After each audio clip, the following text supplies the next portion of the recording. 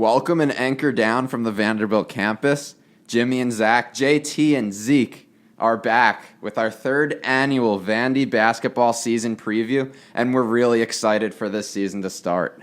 Yeah, season starts just in under 2 weeks on November 10th. It's right around the corner. We're psyched for it. We're going to go through the players we lost, some returning players, the new players on the team. We'll project some lineups, go through the schedule, and make some predictions today. Yeah, we lose two key players, Luke Cornett and Nolan Kressler off of last year's team. Cornett, our rim protector, averaged 13 a game, 6 rebounds, and we're losing the presence inside that Cornett had. Very capable three-point shooter, but we're gonna miss what he brought on the defensive end. Yeah, tallest guy on the team by far. One of the tallest guys in the country, period, in college basketball. Not many teams have someone like him, so we'll miss him dearly. But we'll move on. We also lose Nolan Kressler, who really stepped it up last season, became a really efficient player, shooting 51% from the field, also averaging 8 points per game, really came into his own in his final season and his second one at Vandy. Yeah, Kressler logged 24 minutes a game last year, more than I thought he did looking back on it, but we lose around 60 minutes a game of gameplay between Cornett and Kressler. But we have some new guys coming in that are going to be able to take those minutes. Yeah, for sure. And going over the new guys, we got 2 point guards in the class, starting with Saban Lee. He was ranked 105th on the 247 rankings. He's from Tempe, Arizona. He is very athletic. He has great length, speed, and he's a great passer. He won the slam dunk contest at the Iolani Classic in Hawaii last winter. He's able to do like under the legs, probably behind the back, windmills, 360 dunks. He can jump. Really excited about him. In high school, he averaged 22 points, 5 rebounds, 4 assists, 3 blocks, and 3 steals his senior year. Yeah, he's a student as well. Chose us over Stanford. His 2 official visits, Vandy and Stanford. Couldn't really pick better places to go to for your academic and athletic career. But you watch his highlights. He's a guy who's ranked just outside the top 100, like Jimmy mentioned on 24/7. But he's a guy who could be ranked a lot higher. Very athletic. He's like Joe Toy-like athleticism with great handles. And he's going to be sharing the point guard duty this year.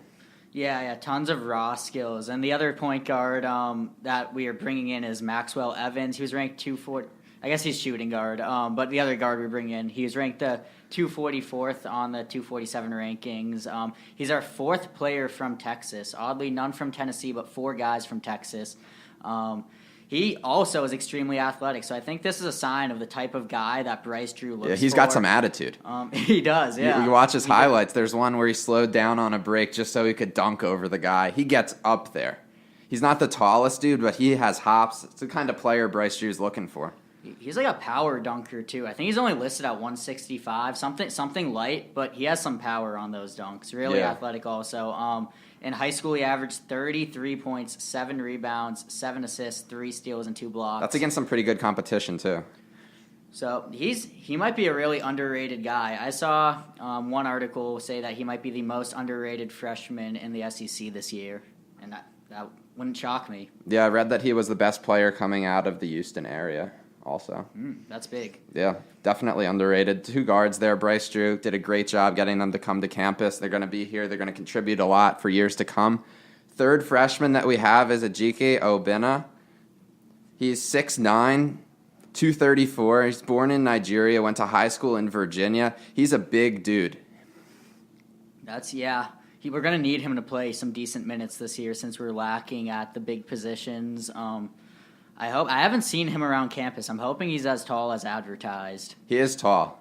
He's definitely taller than Toy and about as tall, if not taller, than Brown as well. Okay, not bad. And bigger, too. Definitely bigger. He does not look like a freshman. He doesn't look like, how Brown last year looked a little on the lankier side. He looks like a grown man, even though, as you told me earlier, he doesn't even turn 18 until December. That's scary. He is listed at 234. That's a lot more than Cleavon Brown. So that's some good size, especially for a 6'8", 6'9" type guy.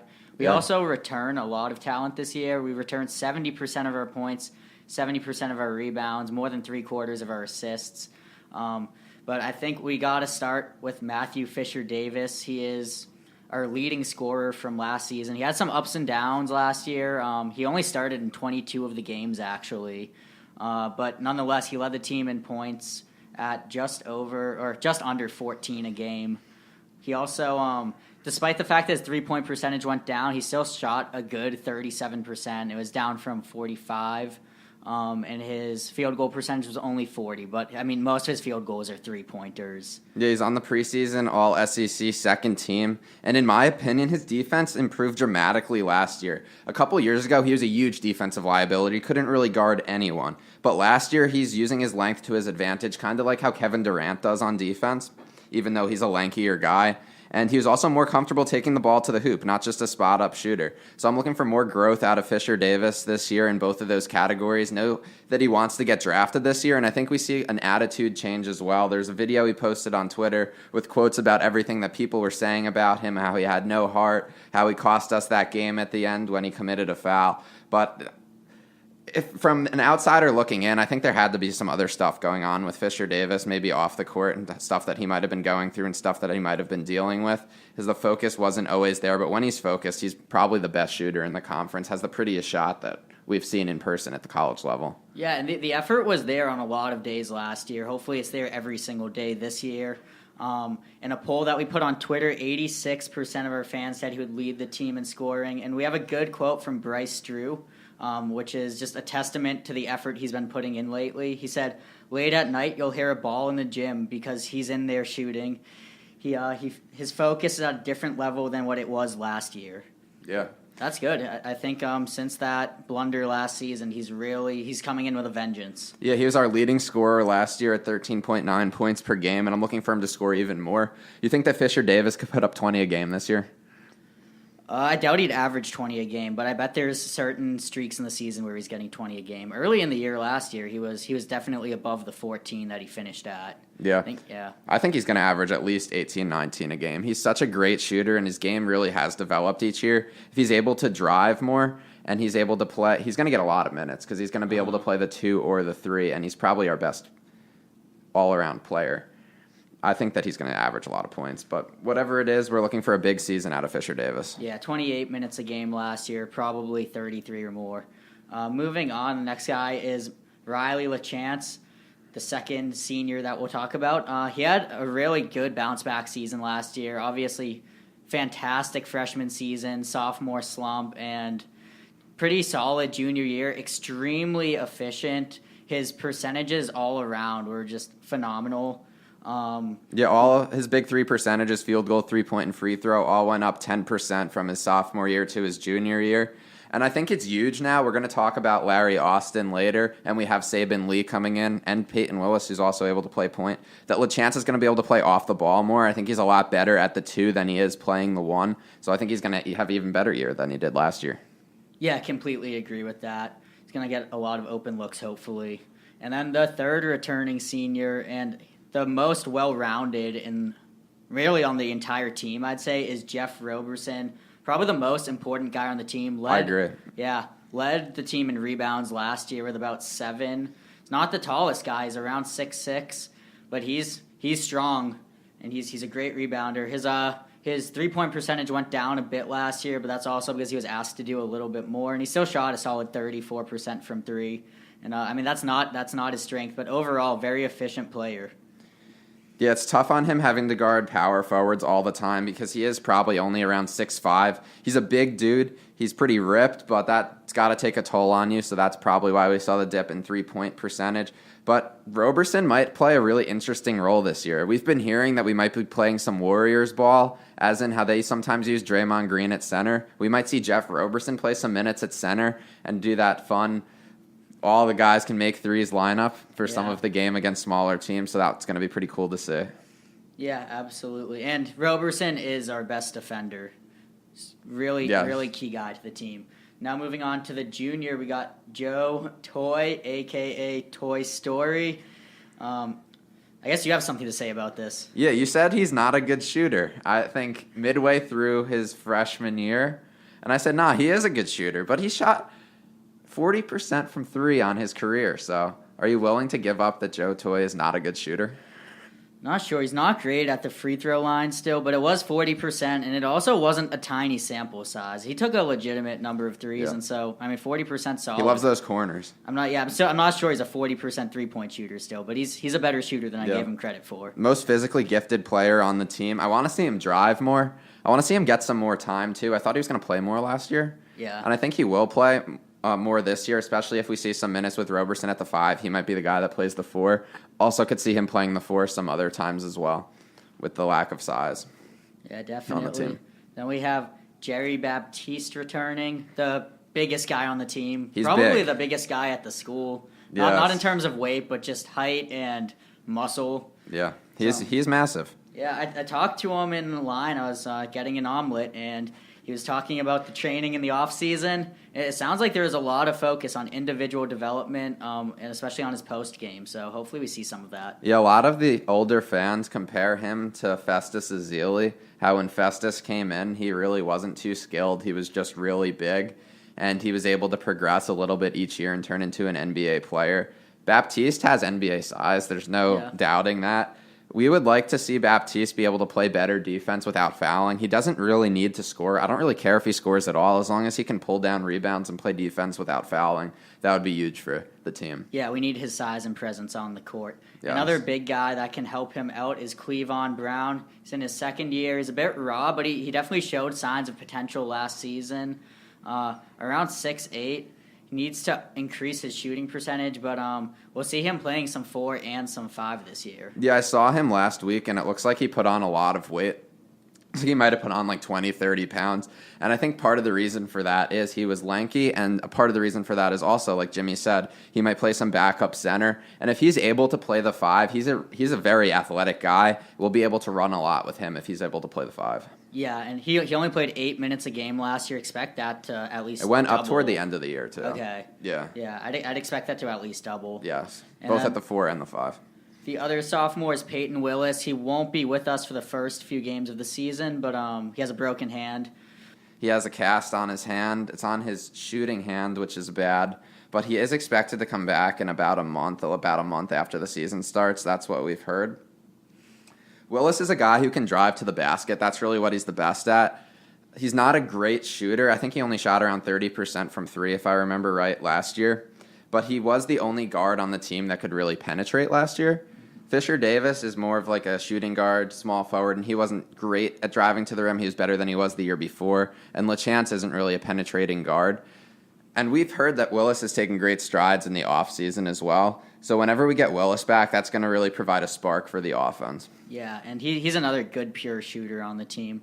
We have another guard joining the team who will likely start at point guard, Larry Austin Jr. He had to sit out last year due to the transfer rules. But finally, he'll be with us. He played really well in the summer games, it seemed like. And fun fact, he was originally committed to Tennessee. Sometimes people make poor decisions in life, but he was able to rectify that by decommitting when Quanzo Martin left. So that was a great life choice. We expect to see a lot of playtime from him. He's supposed to be a really good defender. Heard he's the quickest guy on the team. And in a Twitter poll, our fans voted and said that he would lead the team in assists. And without Willis at the beginning of the season, there's no doubt that Austin's going to be the starting point guard. I don't see us, even though Lee probably has a higher ceiling, don't see us starting a freshman point guard right out the gate. So I'm looking at Austin at point guard. And lastly, we do have another point guard who's a walk-on, Isaiah Rice. Yeah, absolutely. So we went through all the individual guys. You want to try to predict the starting lineup for game 1? Yeah, let's do it. And I think, so we just said Larry Austin will start at point guard. Shooting guard, I think Riley LaChance has to start there. At the 3, what do you think, Fisher Davis? Yeah, it's got to be Fisher Davis. I think LaChance, Fisher Davis, and Roberson will definitely start. Oh, of course. And then Austin will definitely start. I think the only spot up for grabs is the 5. Yeah, and I think just based on veteran status, Baptiste will probably start that first game. Yeah, I don't know how much it matters who starts because I think they're going to play pretty even minutes. I think that Obina and Baptiste and Brown are going to split a lot of time. I think that they're probably going to commit a lot of fouls. So part of that will be they need to split time, and part of that will be I think they're probably in pretty even spots right now. Yeah, it might just come down to who's the best at the tip-off. Yeah. Who starts, but yeah, inconsequential. Yep. But like you said, we might have a small ball lineup too. That's going to be an exciting one to watch. Lots of 3-point potential. Oh, yeah. You throw a lineup out there with, like, Austin or Willis when he comes back, LaChance, Fisher Davis, Toy, and Roberson. That would be really fun to watch against a small team. Yeah. It'd be hard to guard or against a big team if you have some slow bigs. The guy that Roberson could guard on the inside have to have somebody chase him around on the perimeter. Yeah, that'll be a quick lineup too. This is gonna be the most athletic Vandy team we've seen. Might be the best 3-point shooting Vandy team we've seen. Ooh, that says a lot, but it could be. Yeah. Well, yeah, we'll see, I guess. You're going to see a lot of attempts out of LaChance, Roberson, and Fisher Davis, who are all really good 3-point shooters. So we've talked about the team. Now let's go into the schedule. We open up on November 10th against Austin Peay. Last time we opened up against Austin Peay, I think we got out to like a 30-0 lead. And then we go on the road to Belmont, have games against UNC Asheville and USC, as in USC from South California. Mm-hmm. That's a pretty cool game. And then we got the NIT season tip-off in Brooklyn, a guaranteed game against Virginia, and then the winner of that would play the winner of Rhode Island, Seton Hall. So those are some big-time matchups. We got Belmont, we got USC, Virginia. Rhode Island and Seton Hall are both legit, too. Kansas State, MTSU, Arizona State. We got some big-time teams on the schedule. It's a tough schedule. Yeah, we get Kansas State again in basketball. We're like creating a rivalry with them or something. Yeah, hopefully the result's the same. And yeah, MTSU also on the schedule for both. I like the Belmont game early on. That's a legitimate opponent early in the season. We're not starting with like some, I don't know, cupcake games. Obviously, Austin Peay's a cupcake game, but Belmont's going to be a true test. USC in that fourth game, true test. Yeah. And then getting into the conference schedule. It's a pretty standard, but the first game's at Florida. So beat them 3 times last year. Hopefully we do that again. Yep. That was that was strange though. It was. They're supposed to be like a top 10 team this year. Florida, Kentucky, and Alabama all supposed to be very good this year. Yeah, and we only have Kentucky. Oh, we have Kentucky home and away this year. Yeah, we got Florida, Kentucky, and Tennessee home and away every year, and then we have a couple other home and homes on the schedule. But overall, it's a tough schedule. The reason we got the seed that we did and we were in the tournament last year was we didn't have any bad losses, and there really aren't many complete joke teams on this schedule. No, not at all. You look at those like 11 or 12 out-of-conference games early on, and it looks to me that like 9 wins would probably be very good. That would be 8 wins. great. Great. You got games against Virginia, Kansas State. MTSU is good. Remember they beat... they won that first round. They killed us last year, didn't they? They beat us last... Yeah, I think you're right, actually. Let's check that one. Yeah, we'll double-check on that. Pretty sure they... Yeah, we lost 71-48. Oh, I guess you just erased that one from your memory. That was that bad. Yeah, I don't recall it being that bad. Yeah, that was terrible. Yeah, so they're a legit team. Though it's going to be tough.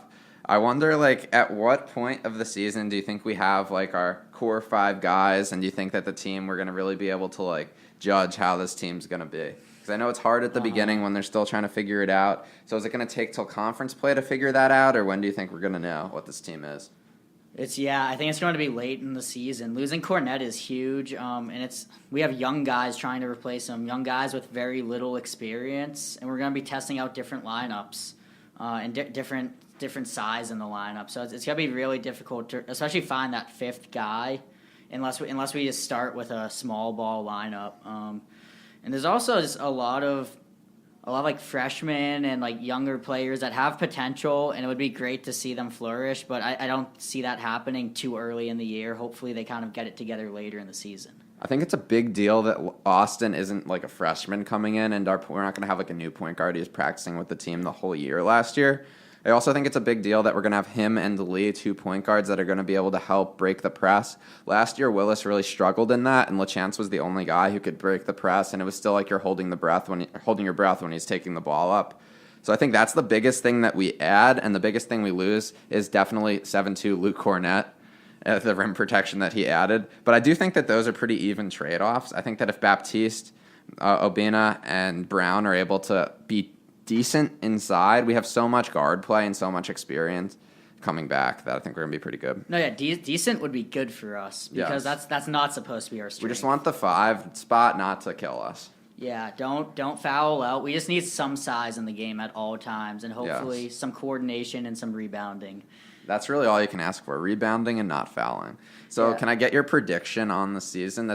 We did this last year. I want ceiling, floor, and most likely scenario, as in like an NCAA tournament seed, NIT. What do you think? Okay, good question. I'd say the realistic scenario is that we're very similar to last year, maybe a step below, finishing, I don't know, 2 games above 500. I expect us to be better in the out of conference this year, maybe a little worse in conference, but around 500 in conference, I'd say, would be my realistic. Okay. Ceiling. For ceiling, 3rd in the SEC, I'd say, 4th in the SEC. So equating to like a 5 or a 6 seed? You think we'd get a 5 seed if we were 4th or 3rd in the SEC? I don't know if we'd be that high. Depends. I guess SEC is supposed to be pretty good this year. So I guess that's the ceiling. That's Yeah. Okay. That's, it's unlikely, but that's the ceiling. And floor. Floor's low. Floor is also bottom 3, 4. Bottom Okay, 3 like in the NIT. SEC. Yeah, I don't know. Maybe like like Tennessee level bad. Hopefully we're not that bad. Okay. I think that we're going to end up right where we were last year. I think that that's the most realistic scenario because I do think that the lack of size is going to hurt us. The schedule is hard, and the SEC is going to be better than it was last year. So some of these games that don't seem hard are probably going to be pretty tough games. But we're not going to start out as slow in my prediction as we did last year. Last year it was Bryce Drew's first year here. All the players were still adjusting to him. I remember that Marquette game was just a complete shit show. So I don't expect that to happen. So I think we're going to start off a little stronger, but overall be around the same level of play. So maybe between like a 9 and an 11 seed, or an 8 and an 11 seed. Ceiling probably 6 seed. Floor probably NIT. So we're pretty similar. I like that. If we make the tournament this year, I'll be really happy. Make the Bryce tournament. Drew makes it in both of his first 2 seasons. Yes. After losing Cornette, that would be amazing. It would. Now, I have a question for you. Do you have a surprise player for me? Surprise player. Yeah, or most improved, something along those lines. Ooh, so like a bold prediction? Yeah. I will say that Max Evans will average 12 points a game. 12 points per game. He plays at the most congested spot on the roster, but I think that Bryce Drew brought him in for a reason. He's more his type of player than LaChance. He's pretty athletic. I think he's going to play around 25 minutes a game and average 12 points. Is someone going to have to take a step down for that to happen? Definitely. The minutes have to come from somewhere. He'll take Nolan Kressler's minutes. So they don't really need to come from somewhere. I guess if Larry Austin doesn't play too much, yeah. Well, Larry Austin will play a lot, but I expect Evans at the 2. So maybe take some of LaChance's minutes, some of Willis's minutes. Yeah. I think I'd go with Cleavon Brown as my guy that's most improved. He's going to see a lot more minutes this season. I want 5 rebounds from him a game, or at least, we'll say 8 rebounds per 40 minutes from him. I don't know exactly how much he'll be playing, but I expect Cleavon Brown to be our biggest step up. Like you said, he's put on 30 pounds. Starting center by the end of the year? Starting center by the end of the season. That would be great. Probably the most athletic guy that could play that position on the team. Yeah. I think that sums it up for the basketball season preview. So thank you for tuning in to JT and Zeke on West End's 3rd annual Vandy basketball season preview. Anchor down.